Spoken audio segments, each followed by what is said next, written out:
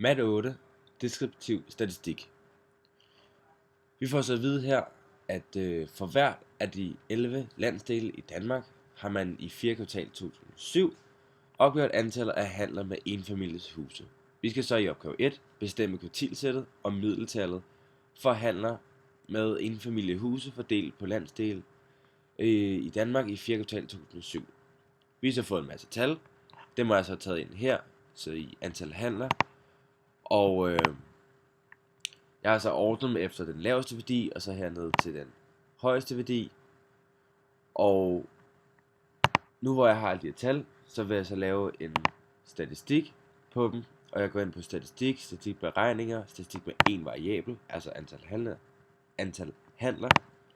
Og jeg tager så min værdi her, antal handler. Og jeg kan så se her, at vi kan finde vores middeltal, som så er 1054,91. Og vi kan finde vores kvartilsæt, som er første kvartil.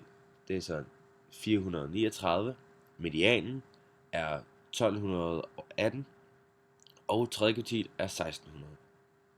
Og jeg har også lige opsummeret det her engang, bare for at gøre det overskueligt.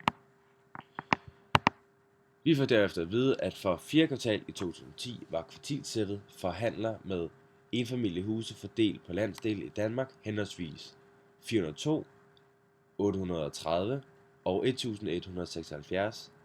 Det mindste og det største antal handlere var henholdsvis 116 og 1408. I opgave B skal vi så tegne på samme figur et boxplot for hver af de to fordelinger og kommentere forskellen. Jeg har så taget her. Har så taget alle de her tal, og så ordnet dem på samme måde med den laveste værdi først, og bagefter den største værdi. Fordi så kan vi så hernede i vores ark, kan vi så lave det her boxplot. Så jeg tager først den her variabel, og bagefter så tager jeg også den anden variabel, nemlig for 2000. Så vi har for 2010, og vi har for 2007. Jeg går sådan i diagramtyper, og så tager jeg boxplot, og så laver den så et boxplot. Så vi kan så se her, at for 2010, så var mindsteværdien 116, hvor i 2007 var den 131, undskyld. Og den største værdi var for 2007 1976, og for 2010 var den 1408. Vi kan selvfølgelig også se her, at der er forskel på den største værdi, hvilket er ret markant.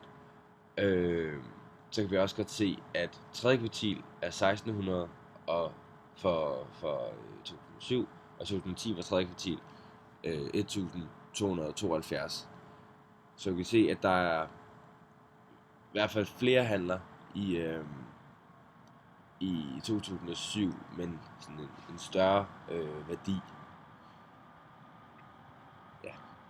Og så videre til opgave 2. Jeg har allerede lige fået testet det hele ind, fordi ellers kunne jeg ikke lige nå det, kunne se. Jeg tager det op et par gange, så jeg vil hellere bare tage det ind for det samme, og så forklare, hvad jeg har gjort.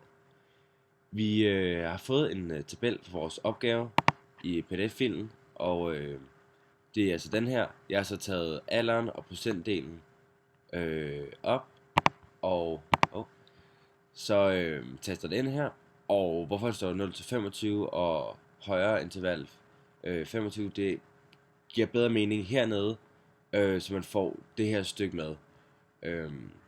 Så jeg har taget min alder, og så har jeg taget den, for det er 25 til 30, 35 til 35 til 35 og så videre ned med et interval på 5, og taget vores procent del ned, og så har jeg beregnet frekvensen. Fordi vi ved, at når vi skal lave opgaven lave en tegning af en sumkurve over aldersfordeling og bestemmelse af kvadratsættet. Og ved, når vi skal lave en sumkurve, så skal vi finde den kumulerede frekvens. Og den kumulerede frekvens finder vi ved, at vi tager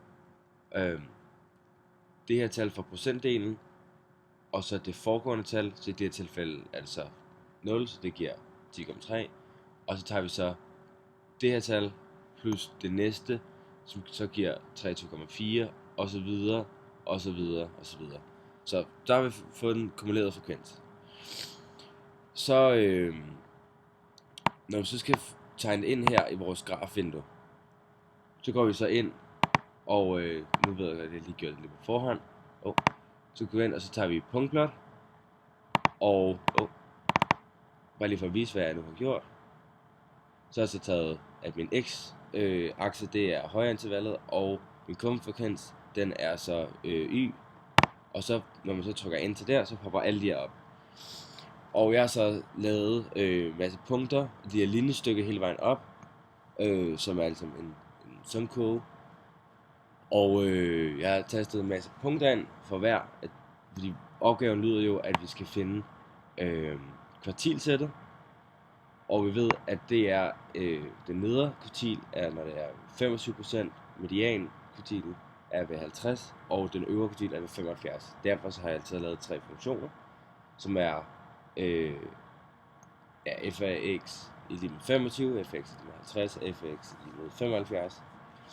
Fordi på den måde, så finder vi så, at ved den nedre kvartil, altså med 25%, der kan vi så se, at der er 25% af medlemmerne i Folketinget, som er under 35,5 år. Fordi vi kan se, at y-værdien, altså vores kumulerede frekvens, er 35,5.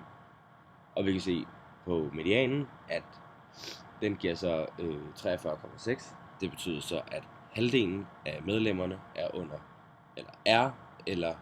under 43,6 år. Og med øvre kvartil kan vi så se, at det er 54,3, hvilket så betyder, at 75% af medlemmerne er 54,3 eller under, altså i antal år. Og så går vi videre til nummer B, som hedder bestemmelse, hvor Folketingets medlemmer er mellem 57 og 67 år. Og jeg har så lavet så 2 punkter, hvor jeg har taget de følgende 57 og 67 på min x-akse, og så kan vi så se, at vi får en y-værdi, som er så 81,7 og 77,6. Og hvis man så trækker de to fra hinanden, så får man så, at det giver så 16,5, og det betyder så, at der er 16,5%, der er mellem 57 og 67 år. Det var det hele.